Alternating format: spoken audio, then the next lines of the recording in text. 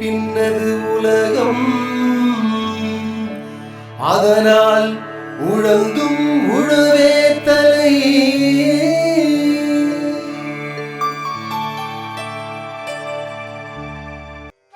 இயற்கை வேளாண்மை என்பது வாயால் சொல்லி மற்றவர்கள் புரிந்து கொள்வது கிடையாது. ஆங்காங்கே மாதிரிகளை உருவாக்க வேண்டும். அந்த மாதிரிகளை உருவாக்கும் போதே பயிற்சிகளுக்கு ஏற்பாடு செய்ய வேண்டும். யார் இந்த கல்வியுடன் இணைந்து போய்க் கொண்டிருக்கிறார்களோ அவர்கள் செல்லும் இடமெல்லாம் இந்த தகவலை கொண்டு செல்ல வேண்டும்.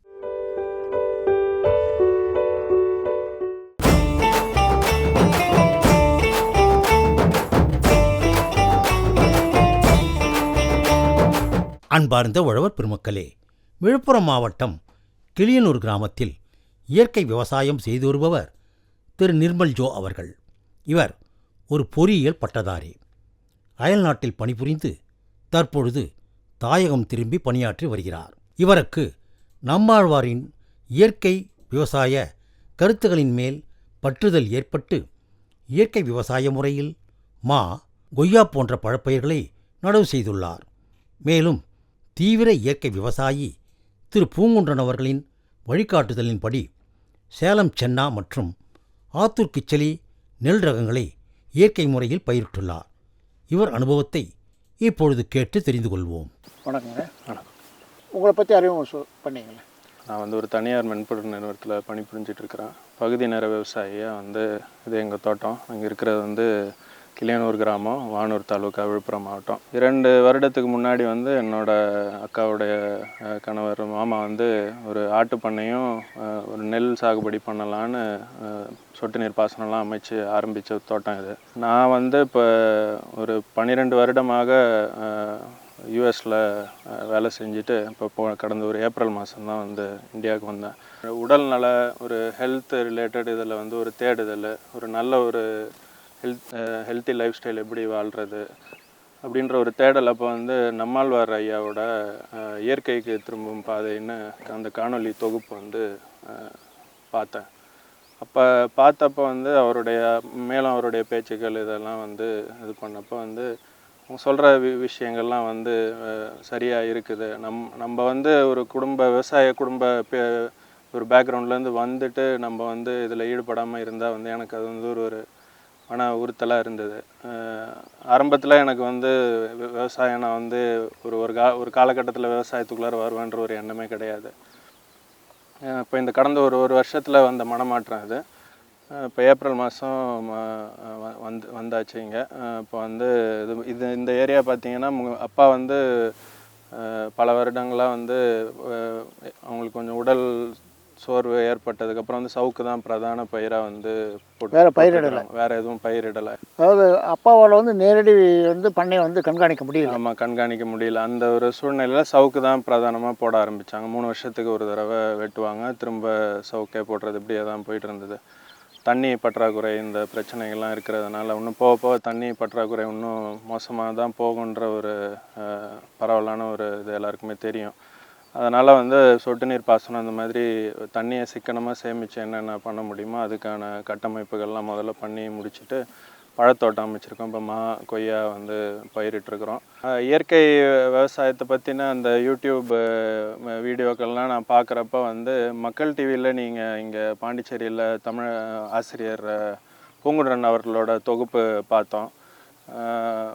அவர் இப்போ பாண்டிச்சேரியிலே இருந்தாலும் அந்த காணொலியில் வந்த நிறையா விஷயங்கள் எனக்கு ஒரு ஊக்கமாக இருந்தது. அப்போ நான் அங்கே இருந்த டைமு என்னுடைய மாமா அவருக்கு தொடர்பு கொடுத்து அவங்க போய் சந்தித்து ஐயா எல்லா விதத்துலேயும் எங்களுக்கு பக்கபலமாக நின்று இப்போ இடுபொருள் ஆகட்டும், செய்முறை ஆலோசனை எல்லாமே பக்கபலமாக இருந்து அவர்கள் எங்களை வழி நடத்திட்டு வராங்க. மா, கொய்யான்னு கலந்து ஏன் இப்போ வச்சுருக்கிறோம் அப்படின்னா வருடம் முழுவதும் ஒரு ஒரு பலன் இருக்கணும். வருஷத்துக்கு ஒரு காய்ப்பு மட்டும் காய்ச்சிட்டு இல்லாமல் நம்ம வருடந்தோறும் ஏதாவது ஒரு வருமானம். மாலை வராதப்போ கொய்யாவில் உங்களுக்கு ஒரு வருமானம் வரும். இப்போ எப்படியும் முதல் ஒரு 3 வருடத்துக்கு ஊடு பயிராக நாங்கள் ஏதாவது மாற்றி மாற்றி பண்ணிக்கிட்டே தான் இருப்போம். கடலையோ உளுந்தோ ஏதோ ஒன்று ஊடு பயிரை பண்ணிகிட்டு இருக்கிற ஒரு பிளான் இருக்குது. இப்போ உங்கள் வயலை பார்த்தோம்னா ஒரு மேடு பள்ளமாக இருக்குது. அதை வந்து எப்படி தண்ணி வந்து விட்ட தண்ணி பாயும்? இல்லை, இப்போ அது சொட்டு நீர் பாசனம்ன்ற முக்கியமாக நாங்கள் போனதுக்கு காரணம் அதுதான். தண்ணி பற்றாக்குறை ஒன்று, இன்னொன்று வந்து சீராக வந்து உங்களுக்கு மண் வந்து நனையும். இப்போ வந்து நெல் வந்து இது எப்படி விதைச்சிங்க? இது எங்கே வாங்கினீங்க? யார்கிட்டேருந்து வாங்கினீங்க? வாங்கினது வந்து ஒரு பூங்குன்றன் ஐயா அவர்கள் தான், ஒரு இயற்கை விவசாயிகிட்ட இருந்து வாங்கி கொடுத்தாரு. ஏன்னா எனக்கு அது ஒரு எண்ணம் இருந்தது. இயற்கை விவசாய முறையில் வளர்ந்த ஒரு நெல் கதிரை தான் வந்து நம்ம விதைக்கணும் அப்படின்றது. அதனால் அவருக்கு தெரிஞ்ச ஒரு விவசாயிகிட்ட இருந்து வாங்கி கொடுத்தாரு. அது எப்படி நாற்று விட்டீங்க? என்ன மாதிரி கொஞ்சம் விவரமாக சொல்ல முடியுமா? முதல்ல விதைகளை வந்து தண்ணீரில் ஊற வச்சு மேலே பதறுகளை நீக்கிட்டு, அதுக்கப்புறம் உப்பு கரைசலில் நம்ம ஒரு முட்டையை போட்டு அதில் ஒரு ரூபா நாணய அளவு மிதக்கிற அளவு வந்து உப்பு கரைச்சிக்கணும். அதில் வந்து திரும்ப நம்ம இந்த பதர் நீக்கின விதைகளை திரும்ப போடும்பொழுது இன்னும் அதில் ஏதாவது பழுதுள்ள விதைகள் நெல்மணிகள் வந்து மேலே மிதக்கும். அதையும் வந்து நீக்கிட்டு பஞ்சகாவியாவை நல்லா ஒரு பேரலில் பஞ்சகாவியை நல்லா கரைச்சிட்டு நம்ம இந்த கழுவுன நெல்மணிகளை திரும்ப அதில் போட்டு ஒரு ஒரு ஒரு நாள் வந்து அடுத்த நாள் இது பண்ணுறோன்னா முந்தின நாள் நைட்டு வந்து நல்லா அதில் ஊற வச்சுட்டு அடுத்த நாள் வந்து திரும்ப அதை எடுத்து வடிகட்டி நாத்தாங்கல் தயார் பண்ணி நாத்தாங்கல்ல தான் விதைச்சோம். அப்போ எத்தனை நாளில் வந்து நீங்கள் நட்டீங்க?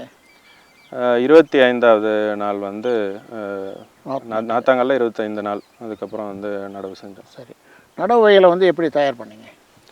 நடவு வயல் வந்து இலைக்கழிவுகள் இப்போ சுற்றி நீங்கள் பார்த்தீங்கன்னா வந்து அகத்தி செடி, கிளைரிசீடியா, இந்த மாதிரி பலவிதமான நைட்ரஜன் சத்துள்ள மரங்கள் நிறையா இங்கே இருக்குது. அந்த கழிவுகள்லாம் மொத்தமாக நம்ம நிலத்தில் சுற்றி இருக்கிற மரங்கள் எல்லாத்தோட கழிவையும் வந்து நிலத்தில் போட்டு சேடையை ஓட்டி அப்புறம் சமப்படுத்தி அதுக்கப்புறம் வந்து நடவு செஞ்சோம். இப்போ 25வது நாள் நட்டதாக சொன்னீங்க, அது எப்படி நட்டை கொஞ்சம் விவரமாக சொல்லுங்களேன். நாங்கள் இப்போ பண்ணியிருக்கிறது வந்து சாலை நடவு தான். ஒரு ஜான் இடைவெளியில் நட்டுருக்குறோம். இப்போ நடவு பார்த்திங்கன்னா கிழக்கு மேற்கு தான் நாங்கள் வந்து நட்டது. அதனோட வழிமுறைகள் இப்போ எனக்கு வந்து இது முதல் முறைன்றதுனால வந்து பக்கத்தில் இருந்து நான் எல்லாம் இது பண்ணணும், ஆலோசனை இது பண்ணணுன்றப்ப பூங்குன்றன் அவர்கள் வந்து கூடவே இருந்து எங்களுக்கு வந்து வழி நடத்தினார் இந்த நடவு சமயத்தில். இப்போ கிழக்கு மேற்காக நட்டதாக சொன்னீங்களா, அதனால் என்ன நன்மைன்னு சொன்னாங்க? கிழக்கு மேற்கு நடுறதுக்கு வந்து சூரிய ஒளி வந்து அதிகம் கிரகிச்சு வந்து நாற்று வந்து நல்லா தூர் பிடிச்சி வருன்றது ஒரு. எத்தனை நாற்று வந்து நட்டீங்க? இப்போ நடவு வந்து பார்த்திங்கன்னா நாங்கள் ஒரு 3 நாற்று இருக்கிற மாதிரி தான் நட்டுருக்குறோம். தண்ணி வந்து ஒரு 3வது நாள் ஒரு தண்ணி கட்டினோம். இப்போ எங்களோட நடவு முறையை வந்து காய்ச்சலும் பாய்ச்சலும் ஆன பாசனம் தான். அதனால் ரொம்ப வந்து தண்ணி நாங்கள் வந்து கட்டலை. அதுக்கப்புறம் வந்து 3வது நாளுக்கு அப்புறம் வந்து வாரத்துக்கு ஒரு தண்ணி, நல்லா மண் வந்து கொஞ்சம் காற்றோட்டம் அடையணுன்றதுக்காக வந்து கொஞ்சம் நல்லா காய விட்டு தான் வந்து அடுத்த தண்ணி பாய்ச்சுவோம்.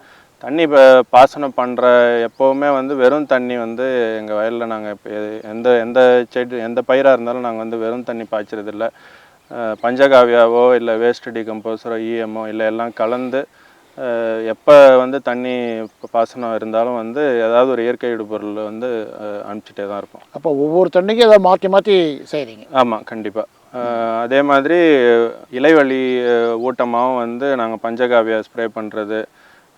ஒரு 15வது நாள்லேயே வந்து நாங்கள் இந்த வருமுன் காப்போன்ற ஒரு இதில் வந்து பூச்சி வெரைட்டி வந்து மூலிகை பூச்சி வெரைட்டி நாங்களே கோமியம் இங்கே சுற்றி கிடைக்கிற நொச்சி, எருக்க இலை, வேப்ப இலை எல்லாத்தையுமே போட்டு நாங்கள் இயற்கை பூச்சி வெரைட்டி தயார் பண்ணி வச்சுருக்கிறோம். ஸோ வருமுன் காப்போன்ற இதில் வந்து நாங்கள் 15 நாளே ஒரு தடவை வந்து ஒரு ஸ்ப்ரே அடித்தாச்சு. அதுக்கப்புறமா வந்து ஒரு 15 நாளைக்கு அப்புறம் வந்து ஒரு பஞ்சகாவியா இலைவழி ஊட்டமாக வந்து ஒரு வளர்ச்சி ஊக்கியாக இருக்குன்னு பஞ்சகாவியாவும் ஸ்ப்ரே பண்ணோம். நீங்கள் வந்து பஞ்சகாவியா, வேஸ்ட் டிகம்போசர் அதை பற்றிலாம் சொன்னீங்க. தண்ணீரில் பாசனம் தண்ணீரில் நீங்கள் வயலில் கொண்டாந்து அதை ஊற்றுறீங்களா? இல்லை, அது நிறைய விவசாயிகள் வந்து அந்த ஒரு கஷ்டம் இருக்கும். மடவாயில் வந்து ஒரு பேரலையோ இல்லை ஒரு குழி எடுத்து அதில் வந்து இடுபொருளை போட்டு தண்ணி வந்து அதில் விழுந்து வயலுக்கு பாய்ச்சுற மாதிரி ஒரு இது. இப்போ பார்த்தீங்கன்னா பயிர் வந்து கதிர் பருவத்தில் இருக்குது. இது எப்போ விதைச்சிங்கன்ற அந்த விவரம் ஏதாவது சொல்ல முடியுமா? இது வந்து ஒரு நவம்பர் 15ஆம் தேதி வந்து நாற்று நடவு செஞ்சது. அக்டோபர் 15 வந்து நாற்று விட்ட தேதி. 25 நாளில் வந்து அறுவடைக்கு தயார். பால் பிடிச்சிருக்குது. ஆமாம், கதிர் நீங்கள் பார்க்கலாம், நல்லா பால் பிடிச்சிருக்கு. அந்த இன்னொரு நெல் பயிரும் அந்த அதே நிலையில் இருக்கா? அது ஒரு வாரம் வந்து முன்னாடியே வந்து அறுவடை பண்ணுற நிலமையில் இருக்குது. அது வந்து கொஞ்சம் ஒரு 10 நாள் குறுகிய ஒரு பயிர், சேலம் சென்னா. சரி, இந்த இதை வந்து இது அறுவடை பண்ணுறீங்கன்னு வச்சுங்க, இது என்ன பண்ணுவீங்க? நீங்கள் சொந்த உபயோகத்தை வச்சிங்களா இல்லை மார்க்கெட்டு போட்டுடலாம்? இல்லை, இந்த முதல் போகம் நாங்கள் வந்து வீட்டு உபயோகத்துக்காக தான் வந்து ஒரு பரிசோதனை முறையில் தான் வந்து இது ஆரம்பிச்சிருக்கிறோம்.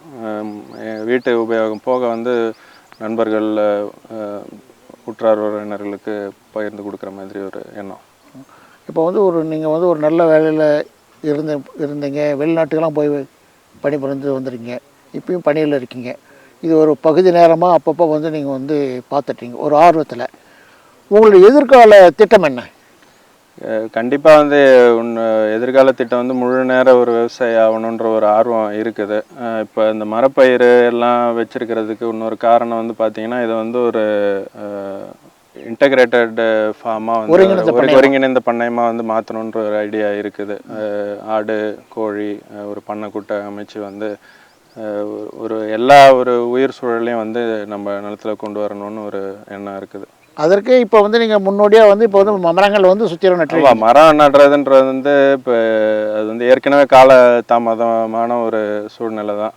அதனால் வந்து மரம் நடுறதுக்கு நல்ல நேரம்னு வந்து எதுவுமே கிடையாது. அதனால் இப்போ இன்றைக்கே வந்து நம்ம அந்த வேலையை பார்க்கணுன்றதுனால தான் இப்போ பனை விதைகள்லாம் பார்த்தீங்கன்னா நிறைய பேர் வந்து பனை மரத்தை எதுக்கு நடுற, அது இதில் போய் வந்து நேரம் செலவழிக்கிறிய, அது ஒரு தேக்கு மரமோ ஒரு சந்தன மரமோ அதெல்லாம் வைக்கலான்னுவாங்க. நாங்கள் அதை வச்சுருந்தாலும் வந்து பனை வந்து நம்மளோட ஒரு பாரம்பரிய ஒரு மரம். அதை வந்து இப்போ ஒரு 1000 பனை விதைகள் வந்து நாங்கள் நட்டுருக்குறோம் எங்களோட நிலத்தை சுற்றி. அதோட பயன்கள் வந்து இப்போ நாங்கள் அனுபவிக்க போகிறது கிடையாது, நம்மளோட பிள்ளைகள் தான் அனுபவிக்க போகிறாங்க. பட் இருந்தாலும் வந்து அது வந்து ஒரு இயற்கைக்கு வந்து ஒரு நல்ல ஒரு விஷயம் செய்யணுன்ற ஒரு எண்ணத்தில் வந்து சரி, உங்கள் பண்ணையில் பார்த்தோம்னா ஒரு வாய்க்கால் ஒன்று ஆழமாக வச்சுருக்கீங்க, அதை பற்றி கொஞ்சம் சொல்லுங்களேன். அதாவது இது வந்து மழை முக்கியமாக வந்து ஒரு வேலியாகவும் அமையுது, ஒரு மழை நீர் சேகரிப்பாகவும் வந்து அமையுது. இப்போ நம்ம நிலத்தில் இருக்கிற மக்கு, தென்னை மரத்து கழிவுகள் எல்லாத்தையுமே வந்து இதில் நம்ம வந்து போட்டு வைக்கிறப்ப வந்து எவ்வளவு அந்த மழை காலத்தில் ஒரு அரை மணி நேரம் மழை பெஞ்சாலும் வந்து அந்த முழு தண்ணியை வந்து சேமித்து வைக்குது. இதில் வந்து உயிர் பெருக்கம் வந்து ஜாஸ்தியாக இருக்கும், மண்புழு எல்லாமே வந்து ஜாஸ்தியாக இருக்கும். அப்போ இந்த தண்ணீர் வந்து உங்களுக்கு பூமிக்கு அப்படியே வந்து இறங்கிடுது. ஆமாம், இப்போ நம்ம இப்போ இந்த வாய்க்கால் எடுத்ததாகட்டும், பனைமரம் நட்டதாகட்டும், இது எல்லாமே வந்து இப்போ பூமிக்கு வந்து தண்ணி வந்து இன்னும் நம்ம நிலத்துல இருக்கிற மண் வந்து அடிச்சுட்டு போகாமல் இருக்கணும். நம்ம நிலத்துல விடுற தண்ணீர் வந்து நம்ம நிலத்திலே இருக்கணும். இப்போ ஒரு 5-10 வருடங்களில் பார்த்தீங்கன்னா உங்களுக்கு நம்ம கிணற்றடி மட்டம் வந்து கண்டிப்பாக வந்து உயரும். இந்த பனை மரங்கள்னாலும் இந்த நம்ம எடுத்துருக்கிற ட்ரென்ச், இந்த வாய்க்கால் இதனால வந்து நம்மளோட கிணத்து நீர்மட்டம் வந்து கண்டிப்பாக உயரும்னு ஒரு நம்பிக்கை இருக்குது எங்களுக்கு. நல்ல முயற்சி செய்திருக்கீங்க, இன்னும் தொடர்ந்து முயற்சி செய்யுங்க, நிச்சயமாக வெற்றி பெறுவீங்க. நன்றி, வணக்கம். நன்றி. மண்ணில் மறுமலர்ச்சி, வாழ்வில் புது எழுச்சி, மக்கள் தொலைக்காட்சி. மாறும் காலங்களில் மலரும் பூமி இது, இதுவே ஊரக வளர்ச்சி. மலரட்டும் மலரட்டும் மலரட்டும், மலரும் பூமி இங்கு மலரட்டும். மலரும் பூமி, இது கிராமிய பொருளாதார மேம்பாட்டு நிகழ்ச்சி.